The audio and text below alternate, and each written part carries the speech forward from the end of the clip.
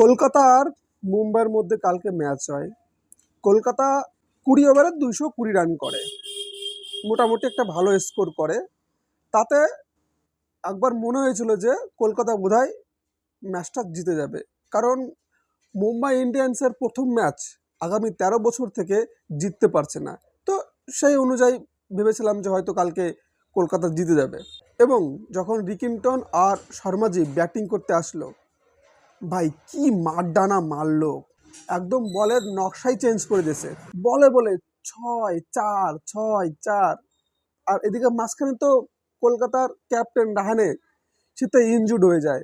ভাই সে সময় থাকতে প্যাভিলিয়ন ছেড়ে দিয়েছে। এবং তারপরে ভাইস ক্যাপ্টেন রিঙ্কু সিং সেই ক্যাপ্টেন্সি করে।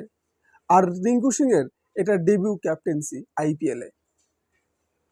আর রিঙ্কু সিংয়ের মাথা কাজ করছে না, আমি কাকে বল দেব, কে বল করলে পরে উইকেট পাবে। আর এইদিকে মুম্বাইয়ের সে ব্যাটার রিকিংটন আর রোহিত শর্মা বলে বলে ৪-৬ ডিল করছে।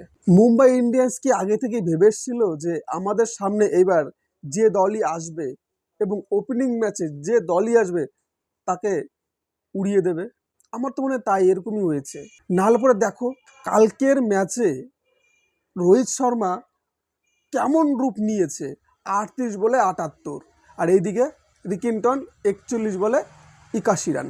কিন্তু মুম্বাই ইন্ডিয়ান্স কালকে ভালো খেলেছে, মানছি, তাই বলে এত ভালো? কলকাতার কালকে যা অবস্থা করছে মুম্বাই ইন্ডিয়ান্স, কলকাতার প্লেয়ারের মুখের দিকে তাকানো যায় না, রিঙ্কু সিংয়ের মুখের দিকে। আর যেগুলো বলার, এক একটা বলারকে তো ধরে ধরে ছুলছে। আর মুম্বাই ইন্ডিয়ান্স কালকে ভেবেছিল কি আমাদের সামনে পাকিস্তানের প্লেয়ার খেলছে, ওটা ভেবেই কালকে বেদম কেলান খেলাইছে। কারণ মুম্বাই ইন্ডিয়ান্সের তো বেশিরভাগই প্লেয়ার ইন্ডিয়ার ভারতের ইন্টারন্যাশনাল ম্যাচ খেলে। ভাই এটা ভারতের আইপিএল ম্যাচ হচ্ছে, এখানে কোনো ইন্টারন্যাশনাল ম্যাচ না। সামনে পাকিস্তানও নেই, বাংলাদেশও নেই, আমাদের ভারতেরই একটা ফ্র্যাঞ্চাইজি কলকাতা, তাদের সঙ্গে খেলা হচ্ছে। কিন্তু মুম্বাই যেভাবে কালকে পেদালো, মনে হলো সামনে বোধহয় বাংলাদেশ টিম নাহলে পাকিস্তানের টিম রয়েছে। কিন্তু ঠিক আছে, কোনো সমস্যা নেই ভাই, নিজের ঘরে সবাই বাঘ।